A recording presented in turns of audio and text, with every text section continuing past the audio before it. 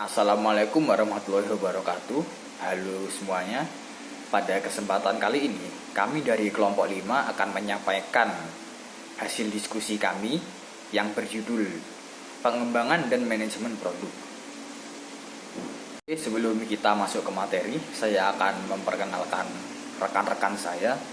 Yang pertama ada Irfan Hamdani dengan NIM akhir 1117.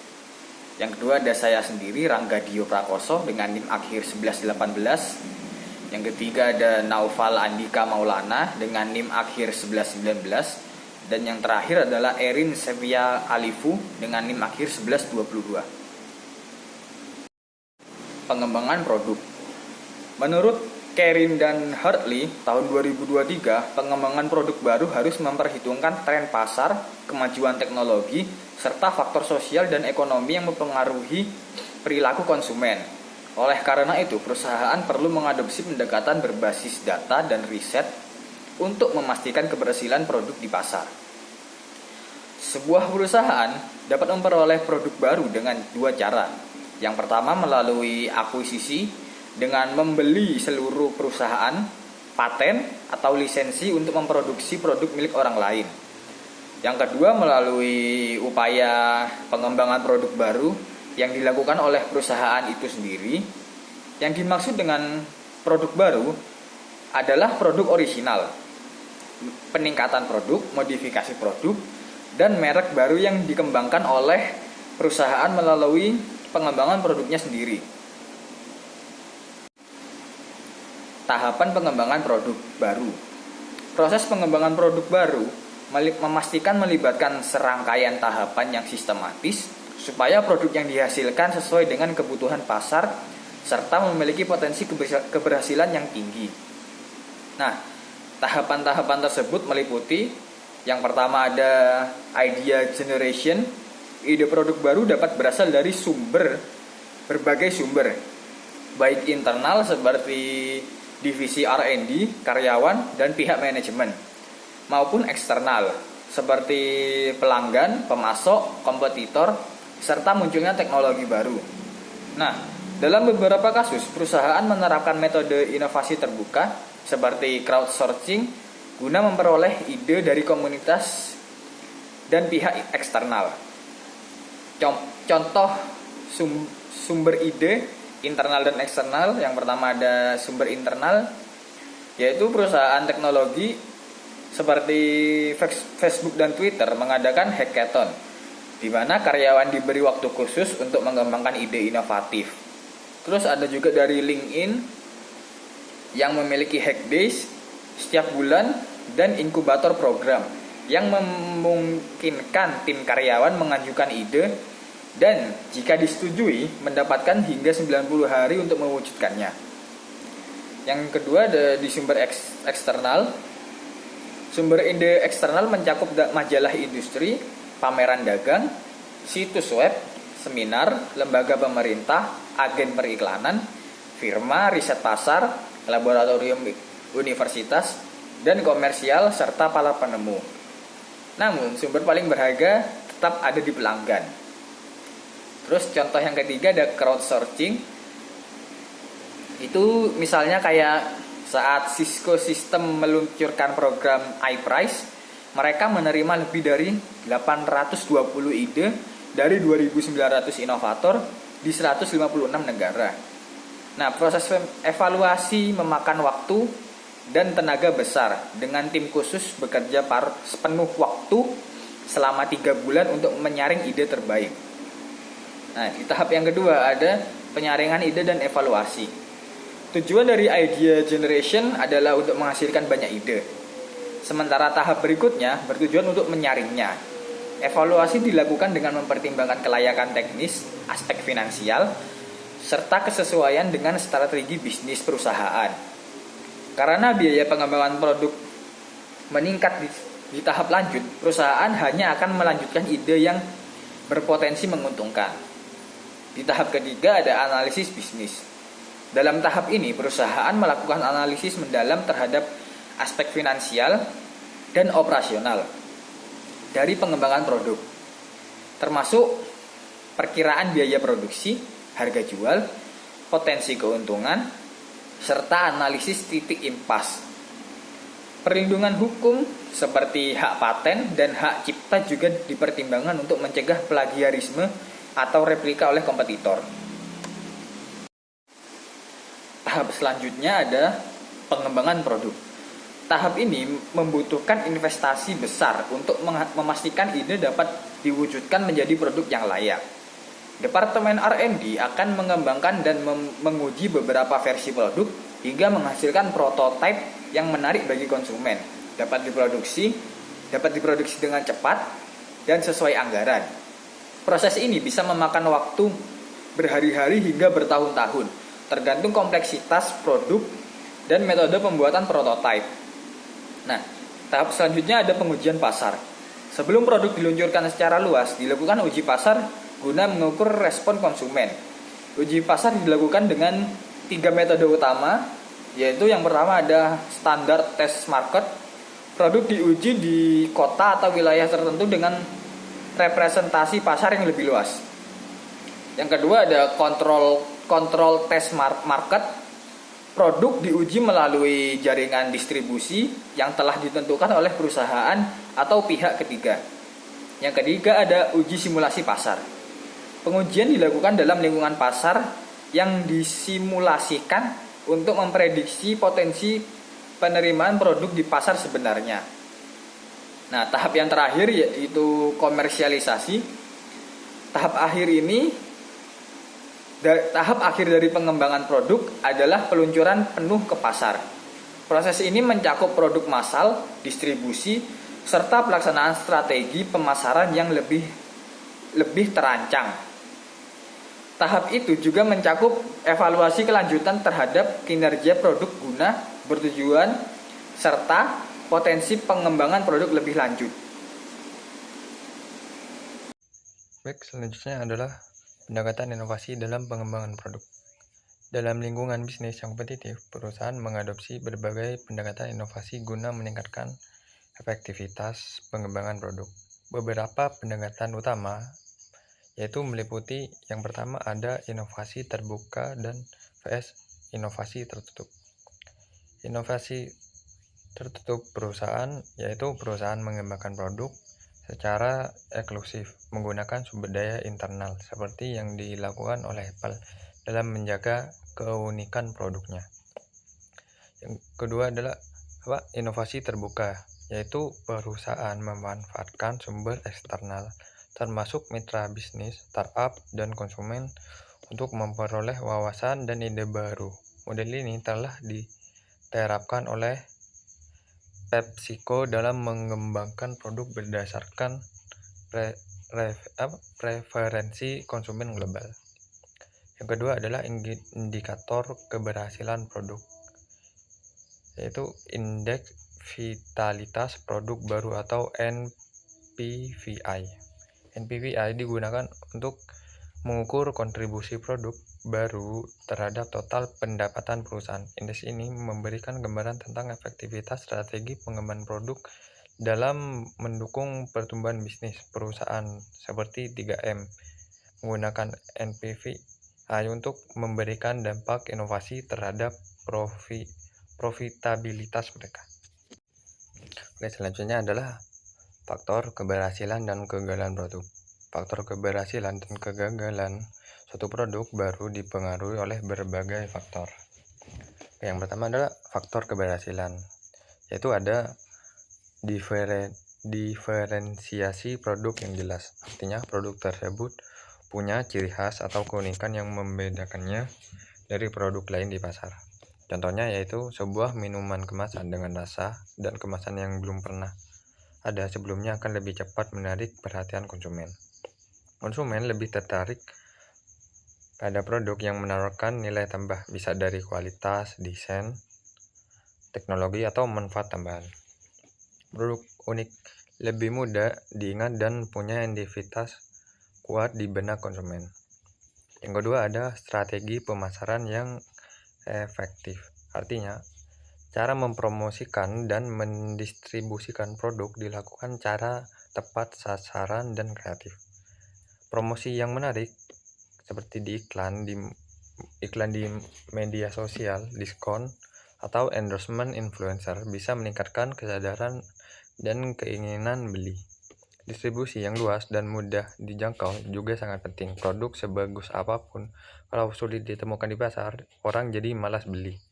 Intinya, strategi pemasaran yang bagus bikin produk terlihat dan terdengar oleh target pasarnya.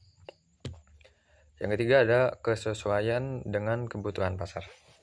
Artinya, produk dibuat berdasarkan apa yang benar-benar dibutuhkan atau diinginkan konsumen.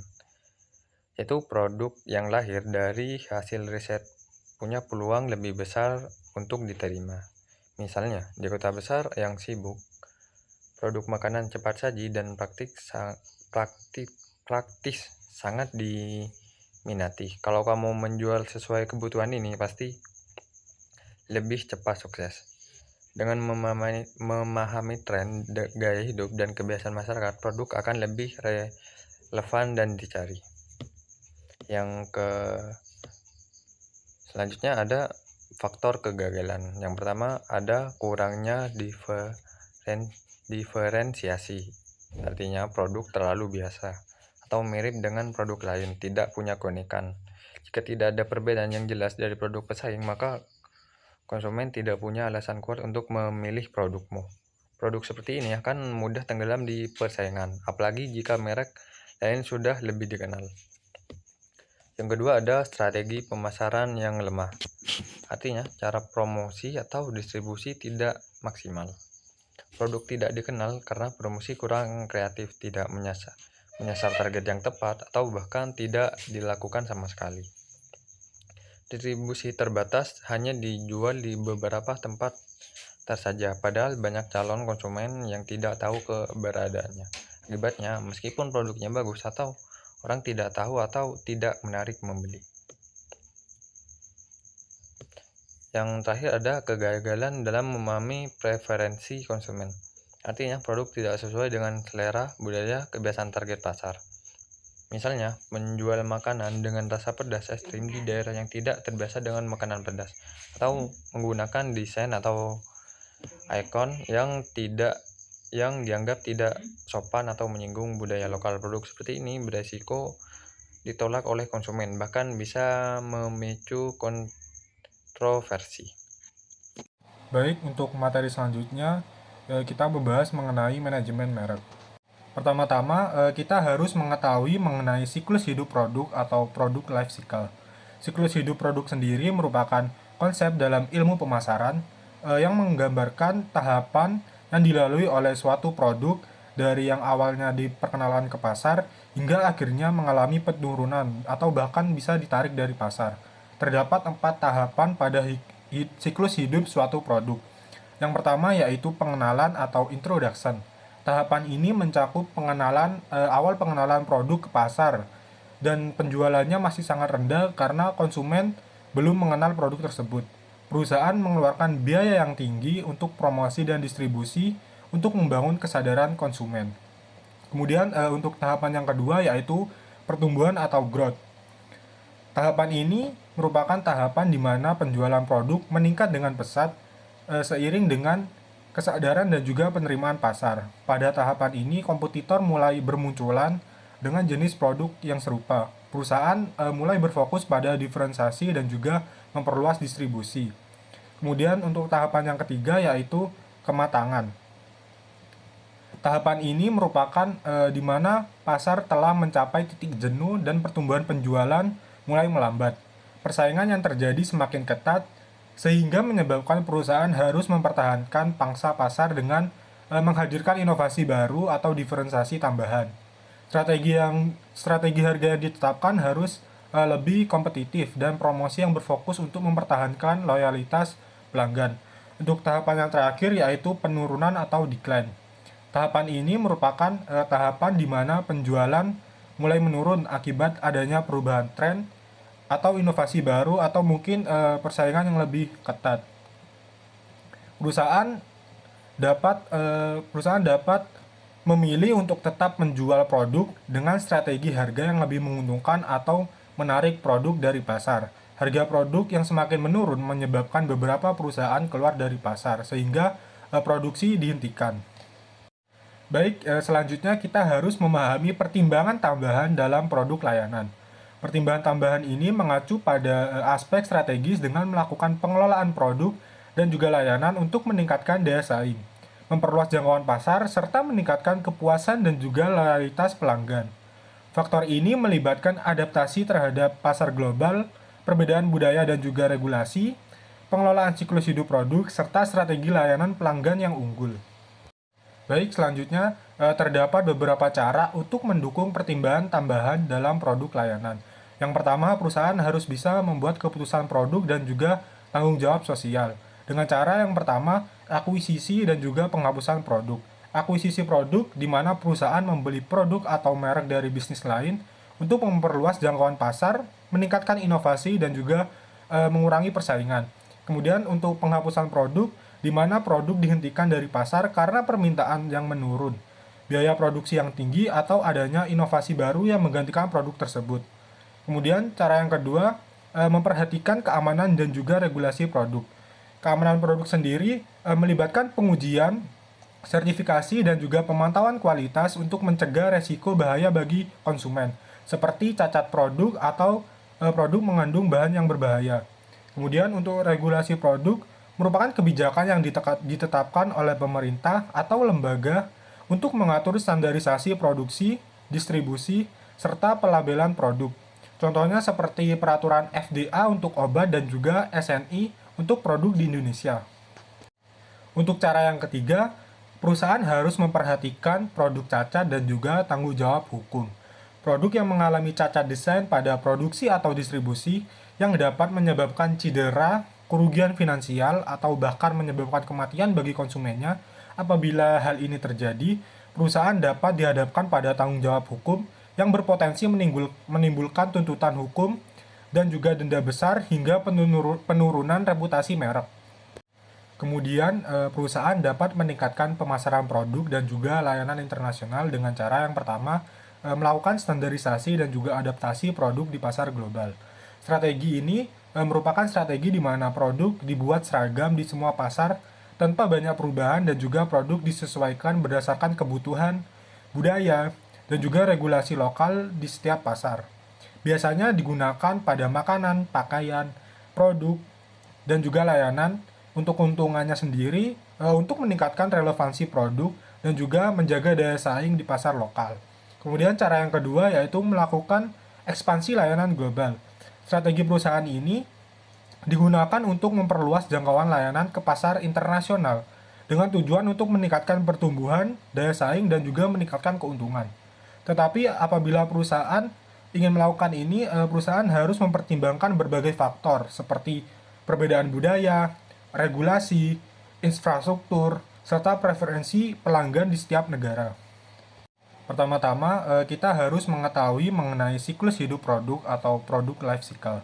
Siklus hidup produk sendiri merupakan konsep dalam ilmu pemasaran yang menggambarkan tahapan yang dilalui oleh suatu produk dari yang awalnya diperkenalkan ke pasar hingga akhirnya mengalami penurunan atau bahkan bisa ditarik dari pasar. Terdapat 4 tahapan pada siklus hidup suatu produk. Yang pertama yaitu pengenalan atau introduction. Tahapan ini mencakup awal pengenalan produk ke pasar, dan penjualannya masih sangat rendah karena konsumen belum mengenal produk tersebut. Perusahaan mengeluarkan biaya yang tinggi untuk promosi dan distribusi untuk membangun kesadaran konsumen. Kemudian untuk tahapan yang kedua yaitu pertumbuhan atau growth. Tahapan ini merupakan tahapan di mana penjualan produk meningkat dengan pesat seiring dengan kesadaran dan juga penerimaan pasar. Pada tahapan ini kompetitor mulai bermunculan dengan jenis produk yang serupa. Perusahaan mulai berfokus pada diferensiasi dan juga memperluas distribusi. Kemudian untuk tahapan yang ketiga yaitu kematangan. Tahapan ini merupakan di mana pasar telah mencapai titik jenuh dan pertumbuhan penjualan mulai melambat. Persaingan yang terjadi semakin ketat sehingga menyebabkan perusahaan harus mempertahankan pangsa pasar dengan menghadirkan inovasi baru atau diferensiasi tambahan. Strategi harga yang ditetapkan harus lebih kompetitif dan promosi yang berfokus untuk mempertahankan loyalitas pelanggan. Untuk tahapan yang terakhir yaitu penurunan atau decline. Tahapan ini merupakan tahapan di mana penjualan mulai menurun akibat adanya perubahan tren atau inovasi baru atau mungkin persaingan yang lebih ketat. Perusahaan dapat memilih untuk tetap menjual produk dengan strategi harga yang lebih menguntungkan atau menarik produk dari pasar. Harga produk yang semakin menurun menyebabkan beberapa perusahaan keluar dari pasar sehingga produksi dihentikan. Baik, selanjutnya kita harus memahami mengenai difusi inovasi yang mana ini merupakan teori yang menjelaskan bagaimana suatu produk baru dapat diterima oleh konsumen. Terdapat beberapa kategori konsumen pada difusi inovasi. Yang pertama yaitu inovator. Inovator sendiri merupakan kumpulan orang yang berani mengambil resiko dan memiliki keingintahuan yang tinggi untuk mencoba produk atau teknologi baru. Mereka memiliki akses ke sumber daya dan juga memiliki informasi yang luas. Mereka memiliki kekayaan atau mereka bisa memiliki pengaruh yang besar di bidang tertentu. Mereka tidak terlalu mempertimbangkan mengenai harga, tetapi mereka lebih berfokus pada manfaat yang dihasilkan oleh produk tersebut. Kemudian kategori yang kedua yaitu early adopter atau pengguna awal. Kelompok ini tertarik untuk mencoba teknologi atau produk baru meskipun belum banyak digunakan oleh masyarakat luas. Mereka seringkali menjadi panutan bagi kelompok sosialnya sehingga keputusan mereka dalam membeli suatu produk dapat mempengaruhi orang lain.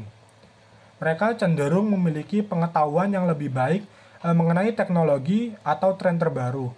Mereka tidak terlalu khawatir mengenai kekurangan produk seperti bug dalam perangkat lunak atau adanya keterbatasan fitur. Mereka dapat memberikan umpan balik yang dapat digunakan oleh perusahaan untuk memperbaiki dan juga mengembangkan produk tersebut. Kemudian kategori yang ketiga ada late majority atau mayoritas akhir. Kelompok ini merupakan kelompok konsumen yang baru mengadopsi suatu produk atau teknologi setelah sebagian orang lain menggunakannya. Mereka cenderung menunggu hingga produk tersebut menjadi standar umum di masyarakat luas sebelum memutuskan untuk membelinya. Mereka seringkali membeli suatu produk karena mereka merasa tertinggal dibandingkan orang lain.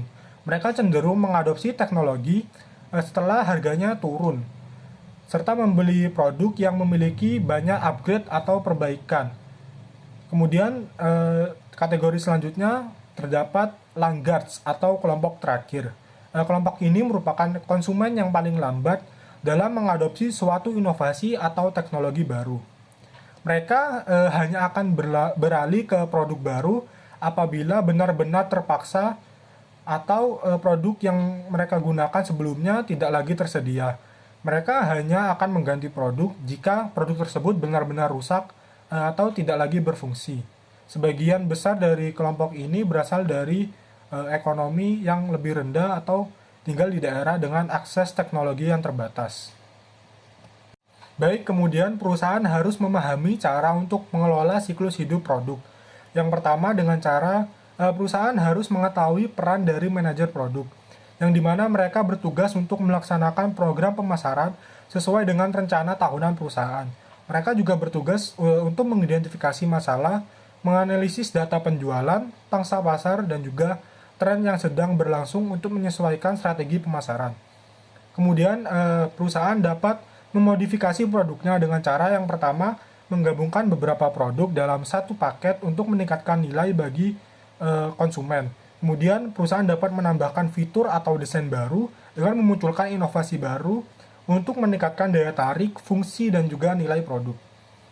Kemudian perusahaan dapat mengadopsi inovasi teknologi dengan menerapkan teknologi baru untuk meningkatkan efisiensi, kualitas, atau kegunaan suatu produk, layanan, atau sistem. Kemudian perusahaan dapat melakukan reposisi produk dengan cara mengubah nilai produk yang ditawarkan dengan menyesuaikan manfaat, harga, fitur, atau juga kualitas produk untuk meningkatkan daya saing dan juga menarik pelanggan baru. Kemudian perusahaan dapat menjangkau segmen pasar yang baru untuk memperluas jangkauan produknya ke kelompok konsumen baru. Kemudian yang terakhir, perusahaan dapat menyesuaikan pemasaran dengan mengikuti tren yang sedang berkembang di masyarakat. Selanjutnya adalah terkait brand personality dan brand equity. Jadi Kepribadian merek atau brand personality adalah karakter yang diciptakan oleh pemasar melalui iklan untuk menyampaikan emosi atau perasaan yang terkait dengan merek, seperti penggambaran yang elegan, ramah, sporty. Nah, selanjutnya adalah ekuitas merek. Nah, ekuitas merek atau brand equity adalah nilai tambah yang diberikan oleh nama merek pada sebuah produk di luar dengan manfaat fungsionalnya. Jadi nilai tambah ini memiliki dua keuntungan. Yang pertama adalah keuntungan kompetitif pada pangsa pasar. Dan yang kedua adalah harga yang lebih tinggi karena konsumen bersedia membayar lebih untuk merek dengan citra yang kuat. Selanjutnya adalah membangun ekuitas merek. Jadi bagaimana sih cara membangun ekuitas merek? Yang pertama adalah meningkatkan kesadaran merek yang positif, yaitu melakukan brand awareness itu tadi. Yang kedua, menciptakan makna merek di benak konsumen terkait kinerja dan citra merek atau image-nya. Lalu langkah yang keempat, kita itu melihat respon konsumen terhadap identitas dan makna merek. Nah, di sini perhatian ini diarahkan pada bagaimana konsumen berpikir dan merasakan tentang suatu merek. Nah, pemikiran ini difokuskan pada kualitas, kredibilitas, dan keunggulan suatu merek dibandingkan dengan merek lainnya. Lalu langkah selanjutnya adalah membangun loyalitas pelanggan. Nah, membangun loyalitas pelanggan ini dilakukan agar konsumen itu terus berlanjut belanja di merek tersebut. Nah, contohnya adalah pengguna iPhone yang setia membeli produk Apple karena sudah terhubung dengan ekosistemnya Apple. Sedangkan menurut Kotler dan Armstrong, cara membangun merek yang kuat, yang pertama adalah melakukan brand positioning atau merek harus memiliki posisi yang jelas di benak konsumen. Nah, ada 3 tingkatannya, yaitu atribut produk, itu mengenai fitur-fitur inovatifnya. Yang kedua adalah benefit. Yang ketiga adalah nilai dan emosi. Lalu yang kedua adalah melakukan brand name selection. Jadi kita harus memilih nama merek yang baik, yang menggambarkan produk, mudah diingat, unik, dan tidak memiliki masalah hukum. Selain itu, nama brand itu harus cocok di berbagai bahasa, sehingga nama merek tidak memiliki arti yang negatif di negara lain. Yang ketiga adalah sponsor merek atau brand sponsorship. Jadi perusahaan bisa menggunakan merek sendiri atau bekerja sama dengan pihak lain untuk menciptakan submerek di bawah merek utama. Yang keempat adalah melakukan brand development atau melakukan pengembangan merek. Selanjutnya adalah strategi branding. Untuk branding sendiri adalah strategi pemasaran di mana perusahaan menggunakan nama, simbol, atau kombinasi elemen ini untuk membedakan produknya dari pesaing. Strategi branding sendiri dibagi menjadi 3. Yang pertama adalah strategi merek multi-produk, yaitu perusahaan menggunakan satu nama untuk semua produknya. Jadi strategi ini memungkinkan untuk perluasan lini produk. Praktik menggunakan nama merek yang sama untuk memasuki segmen pasar baru dalam kelas produknya. Nah, keuntungan menggunakan strategi ini yang pertama adalah lebih hemat biaya iklan. Yang kedua adalah konsumen yang sudah percaya pada suatu produk, maka akan cenderung lebih memilih untuk membeli produk dari merek tersebut. Lalu, resikonya adalah jika satu produk mengalami masalah, maka citra seluruh produk akan berdampak. Strategi yang kedua adalah strategi multimerek. Jadi, setiap produk memiliki nama merek yang berbeda karena untuk menargetkan segmen pasar baru. Nah, contohnya adalah perusahaan Danone dengan air mineralnya yaitu Aqua dan Fit. Lalu, keuntungannya adalah jika satu produk gagal, tidak akan berdampak pada produk lain. Juga bisa menargetkan konsumen dari berbagai kelas ekonomi. Yang ketiga adalah strategi merek private label. Jadi, perusahaan menggunakan private branding ketika memproduksi produk tetapi menjualnya dengan nama merek grosir atau pengecer. Jadi produsen membuat produk tetapi menjualnya dengan merek pengecer. Lalu strategi yang keempat adalah strategi merek campuran, yaitu perusahaan menjual produk dengan merek sendiri sekaligus dengan merek pengecer. Karena segmen yang diminati pengecer itu berbeda dengan pasarnya sendiri. Selanjutnya, pengemasan dan pelabelan. Yang pertama itu kita harus menciptakan nilai pelanggan dan keunggulan. Yang pertama dari manfaat komunikasi. Jadi pengemasan dan pelabelan itu harus menyampaikan informasi penting seperti cara penggunaan, bahan baku, dan nilai gizi. Untuk di Indonesia, kita mementingkan label sertifikasi halal dari MUI. Yang kedua adalah manfaat fungsional. Jadi, kemasan menjadi fungsi penyimpanan, perlindungan, dan kenyamanan bagi konsumen. Lalu yang ketiga adalah manfaat perseptual. Jadi, desain kemasan ini dapat mempengaruhi persepsi pelanggan terhadap suatu produk. Jadi, kita harus menyesuaikan pengemasan dan pelabelannya dengan citra produk. Lalu tantangan dan tanggapan. Nah, tantangannya adalah kita harus pengemasan ini kita harus mempertimbangkan mengenai terhubungnya dengan pelanggan, tentang masalah lingkungan, apalagi terkait permasalahan limbah, lalu masalah kesehatan, keselamatan, dan keamanan. Kita harus memilih pengemasan itu yang aman bagi konsumen-konsumen kita. Lalu masalah yang terbesar itu biasanya pengemasan dan pelabelan ini adalah adanya kendala biaya. Biasanya pengemasan ini dikurangi biayanya atau pengurangan biaya. Mengelola merek. Jadi, agar tetap kuat, merek itu harus dikelola dengan baik. Hal-hal yang perlu diperhatikan oleh perusahaan, yang pertama adalah terus mengkomunikasikan positioning merek. Jadi, perusahaan itu harus menjaga citra mereknya dengan kampanye pemasaran yang konsisten. Lalu yang kedua, membangun hubungan dengan pelanggan. Jadi, perusahaan itu harus mengelola dengan baik interaksi-interaksi antar pelanggan agar mereka tetap loyal. Yang ketiga adalah melibatkan semua pihak dan perusahaan. Jadi, perusahaan harus melatih distributor, mitra bisnis, bahkan karyawan-karyawan mereka agar memberikan pengalaman yang terbaik kepada pelanggan. Lalu yang ketiga adalah melakukan audit merek secara berkala. Perusahaan harus secara rutin mengevaluasi apakah mereknya masih relevan dan menarik bagi pelanggan. Jadi, mengelola merek itu bukan hanya soal iklan, tetapi juga memastikan setiap pengalaman pelanggan itu sesuai dengan nilai yang ingin disampaikan suatu merek. Oke, contoh studi kasus dalam materi kita, yaitu ada PT XYZ. PT XYZ adalah perusahaan perintis dalam industri manufaktur mineral industri di Indonesia yang pernah menikmati posisi sebagai pemimpin pasar. Namun, dalam beberapa tahun terakhir, perusahaan mengalami penurunan penjualan akibat persaingan industri yang ketat dan regulasi pemerintah yang semakin kompleks. Untuk mengatasi tantangan ini, penelitian dilakukan dengan bertujuan merumuskan strategi yang tepat agar PT XYZ dapat terus bertumbuh dan mempertahankan posisinya di pasar.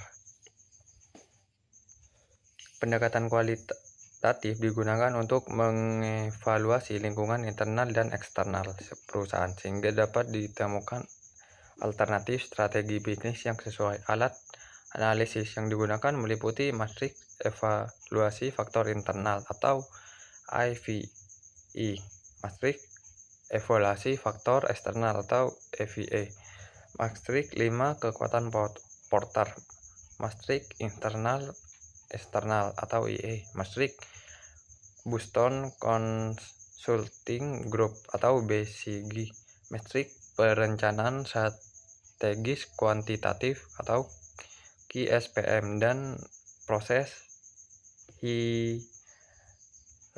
hierarki analitik atau AHP. Hasil analisis menunjukkan bahwa strategi harus diimplementasikan oleh PT XYZ mencakup pengembangan pasar, penetrasi pasar, penghematan biaya, dan pengembangan produk untuk segmen pasar tertentu. Selain itu, produk A diidentifikasi sebagai portofolio pengembangan produk baru yang paling diprioritaskan untuk dikembangkan oleh PT XYZ. Studi kasus ini menekankan pentingnya inovasi produk dan strategi bisnis yang adaptif dalam menghadapi dinamika industri dan perubahan regulasi. Dengan menerapkan strategi yang tepat, PT XYZ diharapkan dapat mempertahankan keunggulan kompetitif dan berkembang di pasar mineral industri. Itu tadi pemaparan dari kelompok kami. Terima kasih sudah menonton. Wassalamualaikum warahmatullahi wabarakatuh.